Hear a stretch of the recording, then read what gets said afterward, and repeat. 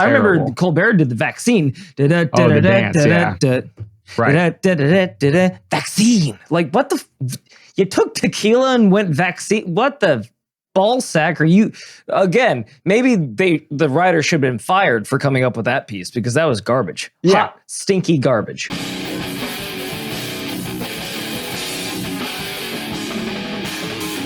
All right, let's see if we can do better on the culture corner. Writer strike. I think we can do much better. There's not that much to say. Like, what? First off, why did they strike again? Because they weren't getting paid enough, compensated enough. Yes. They didn't. Oh. Yes, it's the what's the Screenwriters Guild or something? Yeah, the Writers Guild went into effect, and the first went into effect at 11:59 p.m. Eastern on Monday, which was May 1st, 2023. Okay. And some of the first casualties are the people in society, the opinion molders that we absolutely cannot live without.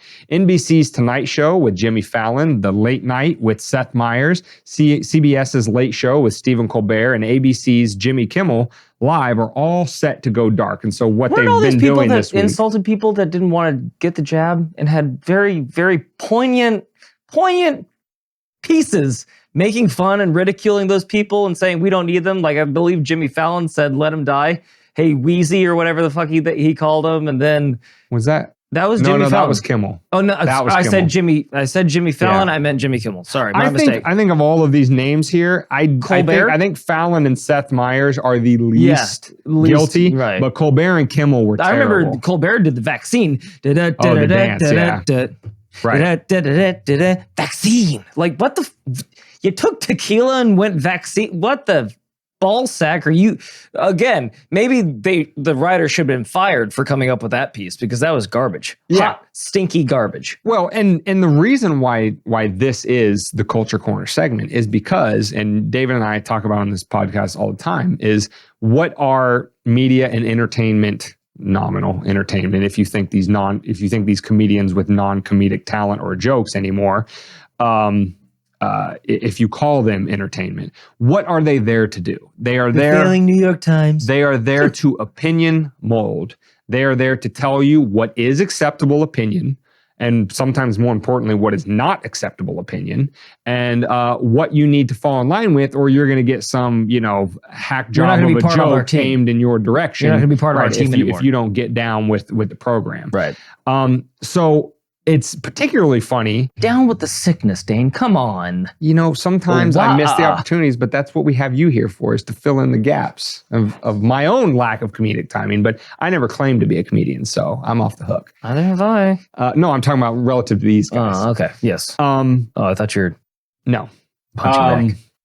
So anyway, the fact that shows like this are the first to get the axe is rather funny because these individuals, I don't know their individual politics of these different hosts or whatever, but I know that what generally they talk about on their shows is always of more of a leftist progressive bent. And if you are of the leftist progressive paradigm, you are all about unions and writers' strike, or not just writer strikes, but strikes of all kinds, power to the people, right? Give them more money, whatever the case may be.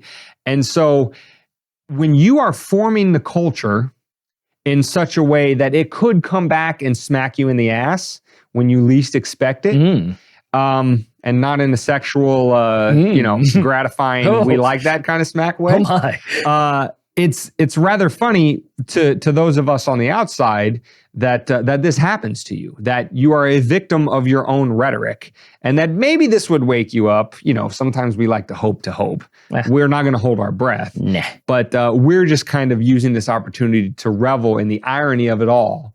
That your general, get down with the program or you're on the outs kind of rhetoric and stuff like that has now, the axe has fallen on you, and we couldn't be happier about it, if for no other reason than you're off the air until the strike is resolved. Well, and thank you so much for giving us two Ponyaks a moment to gloat about the bigger mouthpieces. We don't get many. Yeah. Getting a shot to the ribs that they so desperately deserved.